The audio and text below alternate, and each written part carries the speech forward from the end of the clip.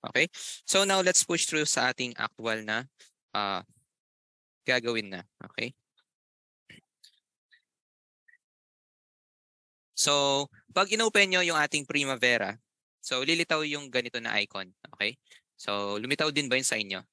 Ayan. So, to create or edit your own database, paano tayo gagawa, sir, ng sarili natin database? No? Okay?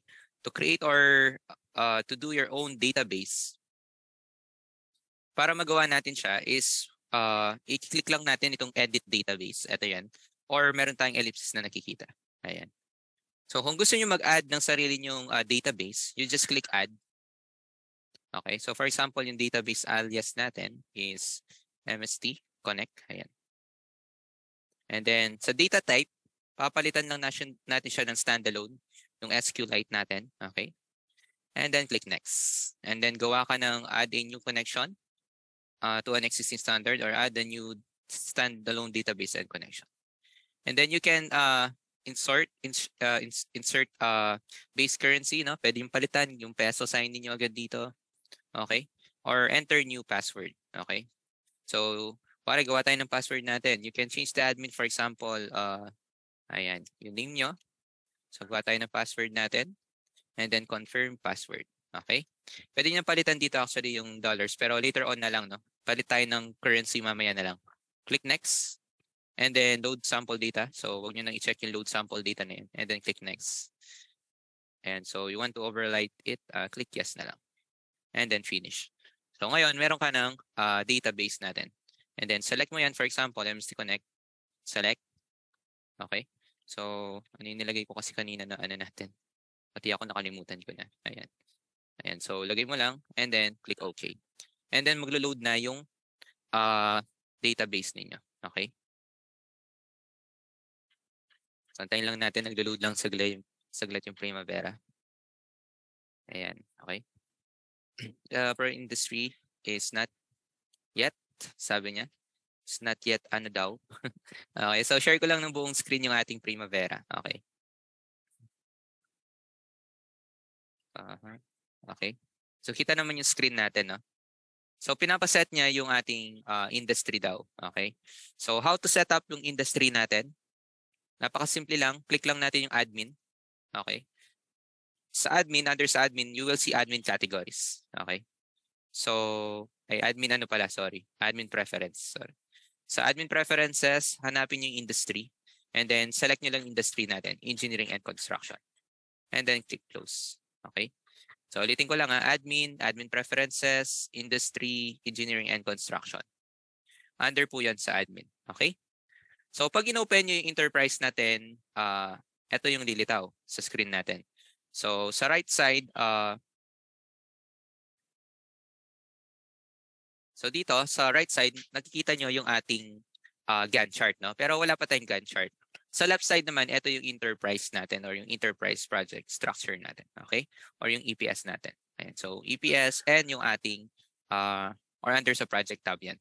Or sa right side, yung ating Gantt chart ngayon. Okay?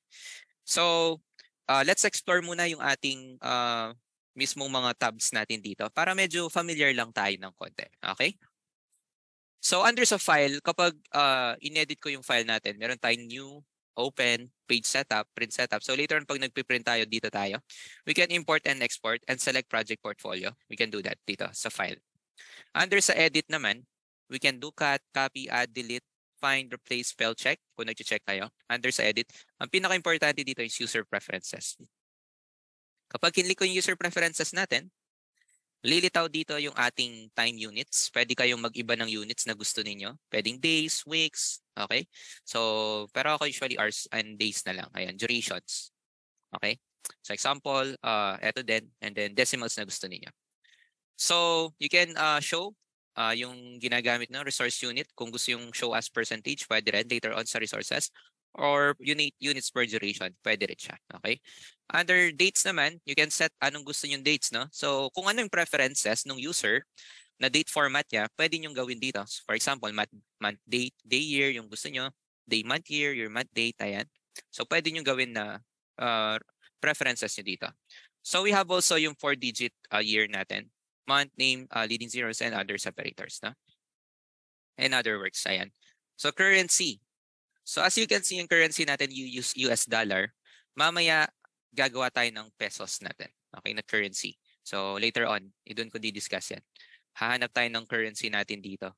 So gagawa tayo ng pesos, natin, currency. Okay? So assistance, kung gusto niyo assistance, ayan. So Resource Wizard, new active window, pero wala na akong ina-adjust pa dyan. Application naman, you can already show ID and code already, pero mamaya pwede mo na may edit yan eh. So wala na muna tayong gagalawin dito. Password, resource analysis, mga resource calculation, and startup filters. No? So basically, ito lang mga ina-adjust ko dyan. Time, units, dates, currencies natin. Okay? And click close. So yun. Later on, mag-edit tayo nung currency. Under sa view, you can lay out yung mga layout natin dito. Pwede mo siyang i-save. Show on top, mga table, Gantt chart na nandito. And show on bottom. So may bars, columns tayo, filter, group, sort, etc. Ito din naman lahat yung viewing na yan. Kung gusto nyo mag-add ng buttons, simply drop down nyo lang and then add or remove buttons. Ayan, so pwede kayong mag-add ng mga buttons natin dito. Okay? Under dito sa portion natin, sa pinakataas natin na yan. Okay? So you can drop down here and then add a different set of buttons natin. Okay? Next naman, after nitong project natin, yung project hindi pa natin siya nakiklik kasi wala pa tayong active na project. Okay? So okay lang naman yan. Next naman is under enterprise. Under enterprise, nandito lahat yung natin, yung edit natin sa enterprise, which is yan yung gagawin natin na first part ng ating activity.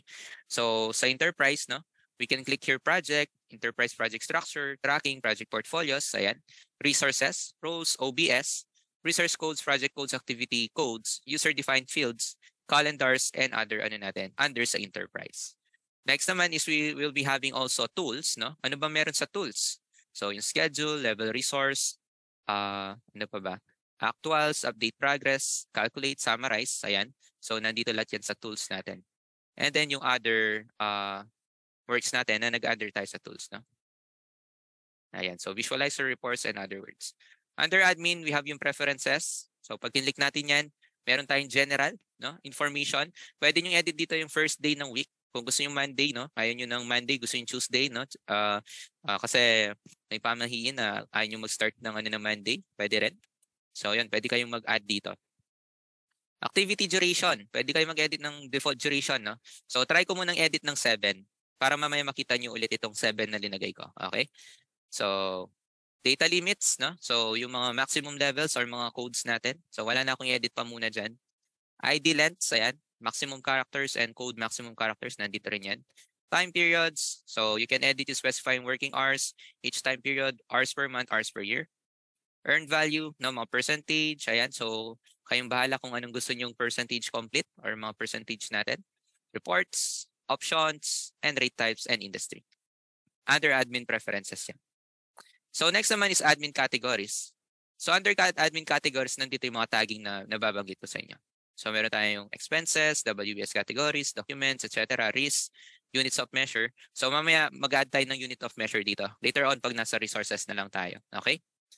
So under pa sa admin yung currencies and financial period. And then help kung gusto nyo ng help. So try na natin mag-add ng currency. No? To add yung currencies natin, simply from admin, click currencies. And then, ang gagawin nyo ngayon is mag-add tayo ng sarili nating currency. So click add. So gawa tayo ng sarili nating currency, PHP. Ang new currency natin is Philippine peso. Ayan. So, and then yung unit natin. So, copy paste na lang tayo sa no? Sa ang tawag dito. Ayan. Okay. So, i-paste ko na lang dito sa chat box kung gusto niyo gamitin yung peso sign natin. Ayan. So, kung gusto niyo yung code, meron din naman tayong code niyan. So, pero ako copy paste na lang para di niyo na lang makalimutan. And then click yung currency natin 1:1. So kung sa USD 1:1 siya muna para still yung ating ratio. So hindi siya nagagalaw. And then click add. Ay na-add na pala siya sorry. So ang gagawin niyo ngayon is i-check natin siya. Okay? Doon na pala sa sa separator natin. Okay? So okay na tayo itong information, PHP, Philippine peso, currency and exchange rate, and then click close. So under sa admin yan, currencies na. Ulitin ko lang, admin, currencies, and then click add. Okay? So, click add natin yan. Okay? So next natin is to add yung ating currencies from our project. Punta tayo ngayon ulit sa edit. Okay? So si edit ulit. Babalik tayo kay kumaring edit. Ayan. So under kay kumaring edit, meron tayong user preferences. Hanapin ngayon natin yung currency ulit. This time, we will choose yung Philippine peso. So lilitaw na yan, wala po sa pinakataas na sa pinakailalim. Ayan. So Philippine peso.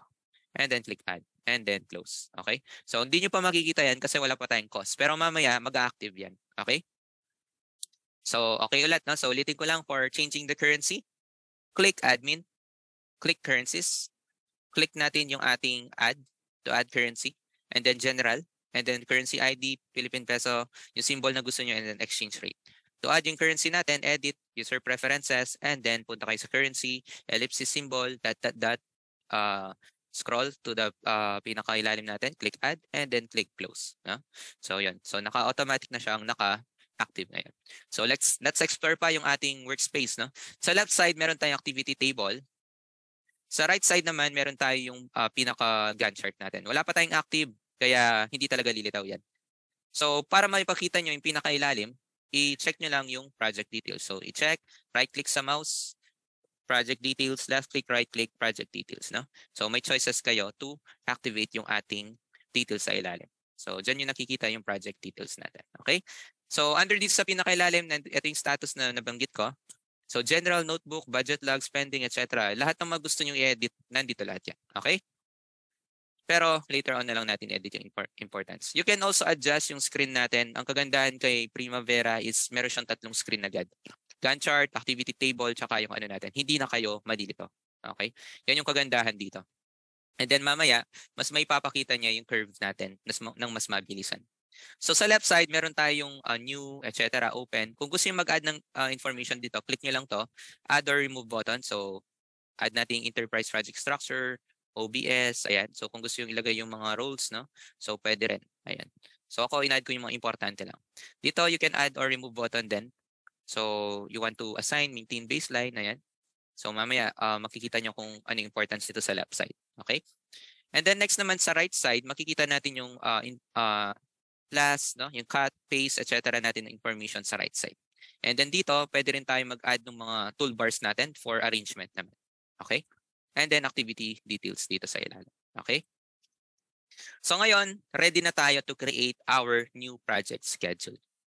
So we are now ready to create our own project schedule natin. Okay? So ano ba yung first step natin gagawin, sir? The first step is to create our own enterprise. Kasi wala pa tayong enterprise eh. Di ba? Tama ba? So ang gagawin muna natin is under enterprise. Hindi pala, OBS muna pala. The step 1 is kailangan muna natin ng user or yung ating responsible manager. So under sa enterprise, we will click yung OBS. Okay? So ito yung step 1 natin. Click po natin itong OBS or Organizational Breakdown Structure. So kasi kailangan natin gumawa ng sarili natin na user. So under sa enterprise, click add. Okay? In order to add a filter, we change the display to OBS elements.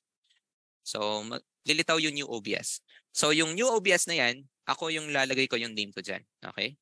So lalagay ko yung name ko dito. Okay? So nag-click add lang ako doon ha. Walang kahirap-hirap sa ginawa ko. Under sa enterprise, nag-click add ako. And then OBS description, kung gusto niyo yung description, i-modify niyo lang. So for example, dito maglagay kayo ng student number ninyo. Employee number, sorry. Employee number. So kung may employee number kayo, tapos yung position nyo. Planning head, ayan. Or construction manager. Ayan. So, para alam nila kung sino yung, kung sino yung nag-edit ng information. Okay? And then yung contact email niyo, ayan. So, lagay niyo na lang dito. Ayan. Ayan. So, ano lang to mga information. You can edit nga din dito yung mga font eh. Kumari, ayaw niyo yung font, no? May paborito kayong font. Ayan. So, you can edit yung mga iba't ibang font natin. So, adjust nyo lang, font. Ayan. Ayan. Pwede nyo i-edit. So, base dun sa information nyo. So, marami pang editing dito. So, mostly, ito lang yung mga pinaka-ano natin. Ayan. Okay? So, at least, alam nila yung boss ninyo or yung magre-review ng project na kayo yung nag-edit na yan. So, and then, click OK. So, dito ko lang yan click guys sa modify. Okay? So, sa modify, dun yung makiklik yung information na yan. Ito. Kung gusto nyo makita. So, modify and then information, ito din yan. Okay? Under yan sa enterprise natin dito. Okay? So next naman, meron na tayong user ngayon. Okay? Under OBS. So click close mo lang to, automatic na siyang nakasave. So enterprise ulit, no? OBS lang yung ginawa muna natin, step 1. Okay? So nakagawa naman ng lahat, no? So next naman, gagawa na tayo ng sarili natin na company or enterprise. So paano tayo gagawa ngayon, sir, ng enterprise natin or company? So under enterprise, click nyo lang yung EPS, okay? Or enterprise project structure. So kanina, gumawa tayo under OBS or yung organizational breakdown structure natin. Ngayon under enterprise, gagawa tayo ng enterprise project structure. So click lang po natin yan. So under dito, we will click add. Okay? Click add. So gagawa tayo ng sarili nating enterprise. Nasobrahan yung add ko. Ayan. So yung ano natin, yung ID natin, sabihin na lang natin na MST. Ayan. So lalagay ko na lang dito is MST Connect Builders. Ayan. Okay? So yan yung enterprise natin. Okay? Under sa EPS or sa mga updated na version nito, marami kayong nakikita, tama ba? So piliin niyo lang yung under sa engineering and construction. Okay? So kung meron kayong nakikita diyan yung EC, no? Kasi mag-under siya sa EC tapos engineering and construction, di ba? Yung mga updated version, ganyan sila. Okay? Ang gawin niyo nun, mag-add na lang kayo and then mag-under na lang sila sa engineering and construction. Pag nag-minimize, maximize kayo, lilitaw din ito. Okay? So, under sa enterprise natin, so nag-add lang ako kayong bahala kung anong gusto nyong i-add. So, ang importante may enterprise tayo. Next naman is, hindi pa tayo tapos dito, i-click natin yung responsible manager. Sino yung sisisihan kapag nagka-problema? Joke lang. Sino yung responsible dun sa planning natin? So, responsible dun sa planning natin is, i-click natin itong responsible manager. I-double click natin ito. So, syempre ako yung malalagot. And so, I'll select my name. Click plus. Okay? So, meron na tayong EPS ngayon. So, ang ginawa ko lang ulit guys, nag-add lang ako. Tapos, in-edit ko lang yung responsible manager natin. And then afterwards, click close. Okay? So, meron na tayong enterprise. May OBS na tayo. Okay? Meron na rin po tayong enterprise ngayon. Kaya lumitaw nga din siya dito sa ating enterprise name. Di ba? Ayan. So, yung builders natin. Ayan. So, ngayon, step 3 tayo. So, alam na natin step 1. No? Step 1, step 2, napakadali lang. Step 3 is gagawa tayo ng calendars natin. Okay? So, paano tayo gumawa ng calendars natin na ito? So, di ba meron akong na-send sa inyo na activity or Primavera activity natin? Ayan. Wait lang, no? Update lang natin yung activity natin. Kasi, hindi ko siya na-save, no? Ayan. Nagano kasi yung ano natin eh. So, calendar 2023 holidays. Kasi kailangan natin yung mga holidays dito. So, meron naman tayong Philippine holidays. Ayan. So, kasi we need that for initial natin, no? Initial information. Ayan. Nasaan yung magandang dito? Wait lang guys Hanap tayo ng ayan. Okay? So, share ko lang yung screen ko para makita ninyo. So, lahat ng gagawin natin guys is nandito sa activity natin dito. Okay? So, sa Primavera activity. So, meron tayo dito na in-attach ko na Holidays 2023. Ayan. So, yan yung mga initial na lalagay natin ng mga holidays later on. Pero pwede rin kayong mag-adjust or maglagay, no? Okay. So, send ko lang dito yung file para, save ko lang saglit. Para meron kayong file. Ayan. Send ko lang ulit dito, Primavera. Ayan. Okay. So, may question yung iba. Paano nyo po naging under yung, yung ENC? Ang ginawa ko po, so ulitin ko lang para dun sa natin. Ang ginawa ko kanina is I'll put enterprise. Tapos, kinlik ko lang po itong mga arrows natin. So, kanina, di ba, paano siya? Nakaganyan siya, di ba? So, ang ginawa ko, dinrap ko lang, and then, kinlik ko itong right. Okay? Para bumaba siya dito. Okay? So, basically, na-arrange ko lang siya dito. So, ito kasi mga arrangement buttons natin, pati dito sa right side. Okay? So, yan. So, next naman, sa calendars na tayo. So, calendars, so, sinend ko yung, natin, yung file dito, kung gusto niyo siyang i-open. Okay? So dito tayo sa calendars. Step 3, we will create calendars. So under enterprise, click natin yung calendars. Ito yon, calendars, no? So enterprise calendars. So pagka-click natin ng calendars, meron po tayong 4 na pwedeng piliin dyan na calendars, no? So we have yung tinatawag natin na 37.R, 4 to 10 hour days work week, 7 days, and standard 5 day. Ito yung mga iba't ibang ano natin, global, resource, and project. Pero tayo sa global tayo.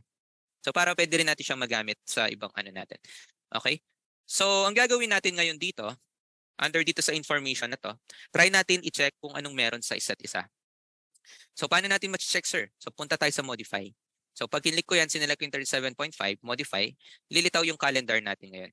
So pag sinelect ko yung mga days natin, kung wala ito, napapansin nyo ngayon na nagpapalit itong work hours natin. So 7.5 working hours per day daw yan. So kaya nga 5 times a week, 7.5 hours a day. Okay? So yun yung 37.5.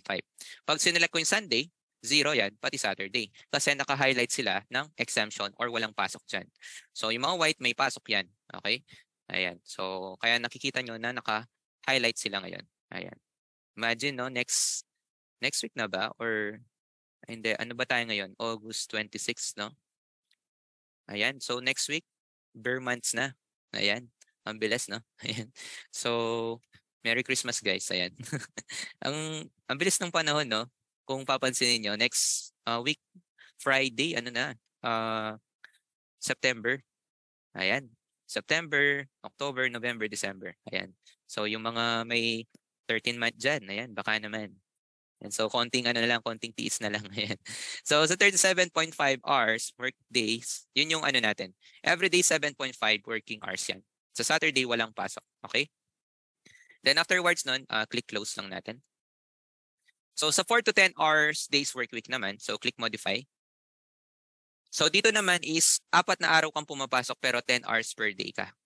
Pero Friday, Saturday, Sunday, wala kang pasok. So sinong pipiliin nyo dyan, guys? Yung Monday to Thursday, 10 hours ka nagtatrabaho? Or 5 days kang 7.5 hours per week? Or yung 7 days work week, modify, lahat ng araw may trabaho tayo. Okay? So, yun yung mga work natin dito. Ayan. Ayan. And so, okay lang naman yung iba-iba yung nakalitaw, no? So, 5 times 10. So, kasi gagawa din tayo ng sarili natin na working hours. Okay? So, standard 5-day work week, click modify. 5 days a week yan, pero 8 hours yan. Pero walang pasok ng Saturday at Sunday. Okay? So, ano kaya ang gagawin natin ngayon, sir, no? To create our own calendar. Kasi ang gusto ko, Monday to Saturday yung trabaho natin. Simply, ang gagawin natin is I will click itong add na to. Click add. So, may lumitaw na screen dito. Sabi niya, select a calendar to copy from. Sabi niya dito, piliin mo yung gusto kong kokopyahin and then yun yung i-edit natin. Okay? So, ako ang pinakamalapit dyan is itong 5 days work week natin. Or kayong bahala kung sino yung gusto nyong piliin. Kasi kahit sino naman dito, edit din naman natin. And then, click lang natin yung plus sign. So, ngayon, meron tayong new calendar. Papangalanan ko siyang MST Calendar 2023. Okay? So, yan yung calendar date natin ngayon. So, sa MST Calendar 2023 natin, so, syempre, hindi pa siya yung ano natin. Pag kinlik ko yung modify, yung Saturday natin, lahat ng Saturday natin, may trabaho. Excuse me. So, anong gagawin natin ngayon dito? Para mabigyan siya ng work natin. To do that, ang gagawin natin, option 1, mano-mano na pag-click, i-double click nyo yan, pwede yan, pero mapapagod kayo. Okay? So, you can select and then click work or non-work. So, may choice kayo. Option 2 is we will create it a work week. So, click nyo lang yung work week natin. So, mapapansin nyo dito sa screen natin, yung work week ng Saturday, merong 0. Okay? So, wala siyang trabaho. So, papalitan ko lang siya nung 8 natin. And then, click OK. So, lahat ng Saturday natin, napansin nyo, is nagkaroon na siya ng work natin. So, ulitin ko lang kanina wala yan. Ayan. So, ang ginawa ko, work week, and then 8. And then, click OK. Ayan. So, yan yung information natin dito ngayon. Okay? So, under sa work week yan. So, meron na tayong trabaho ngayon ng Saturday. So, ganun lang natin siniset. So, 8 hours per week. Kung gusto nyo half day, okay lang. Pero paano, sir, iba-iba yung time namin? Meron po tayong detailed work hours per day. Pwede nyo i-adjust dito kung kailan nyo siya gusto na yung break time ninyo, yung oras ninyo, etc. Dito nyo siya may edit. Okay? Pero tayo usually, yan naman yung typical na construction ano natin, Monday to Saturday. Pero na lang kung 24 hours kayo or ano, pwede nyo rin i-adjust dito. So next naman, na-adjust na natin yung work week natin. No? Okay na tayo. Next naman, hindi pa tayo tapos. Yung time periods naman. So ang gagawin naman natin sa time periods, i-click po natin ito. And then i-adjust natin yung work hours. No? So 8 hours, okay siya per day. Hours per week ngayon, edit natin. Ilan na siya yung hours per week natin? 8 multiplied by 6. So 48 na siya. Hours per month natin ngayon. So per week is 48. So i-multiply ko na lang ng 4. 48 multiplied by 4 is 192 hours. So nag-adjust siya kasi nag-adjust yung ano natin. Hours per year, 192 multiplied 12. So 2304. Okay? So meaning inedit ko yung ating hours per time period natin from day, week, months, and year natin. Okay? After natin makreate yung ating hours per time period, click OK lang. Okay? So ang ginawa ko lang guys in-adjust ko yung work week and in-adjust ko yung time periods. So ano pa yung hindi pa natin na-adjust ngayon sa palagay ninyo? Ang di pa natin na-adjust dito is yung mga mga holidays. Ayan. So tama si Sir Russell, Sir Wayne, ayan, Sir Lyndon. Yung mga holidays natin. So paano tayo mag-exempt ng holidays ngayon, sir? So share ko lang screen ko, no? To exempt the holidays natin, ang gagawin nyo lang dyan is simply, no? For example, balik tayo sa January. So kumara si January 1, okay? I-liit ko lang ng konti ito para kasya siya. Ayan. So for example, si January 1, no? and 2 yung ating holiday. Paano natin sila exempt dito? Kasi exemption sila eh. Ang gagawin natin, simply i-click nyo lang siyang ganyan. So ito yung 1, no? So pwede nyo siyang double click. Pero tumapat siya sa Sunday, so okay lang. So sa Monday naman, double click nyo lang. So yun, pag gusto nyo ibalik siya na non-work, double click nyo lang ulit. Ayan. Okay? So 1, 2, exempted na. Yan yung kagandahan dito kay Primavera. Mas madali yung pagsiset natin ng holidays. Okay? So this is your, after nyo mag-exempt, i-click nyo lang yung OK. So ngayon, bibigyan ko kayo ng time to create your calendar and then all the exemptions natin. So exempt nyo to and then afterwards, click nyo lang yung OK once done. Okay? Click ko lang itong post. So this is your activity 1. So creation of calendar. So bigyan ko kayo ng 5 to 10 minutes. So create your calendar and exemption. Okay? Once done, ano lang dito guys, no, type done when finished. Okay. Approximately 5 to 10 minutes. Ayan. So gawin niyo muna yung ating exemptions natin. Okay? Ayan. Create your own calendar.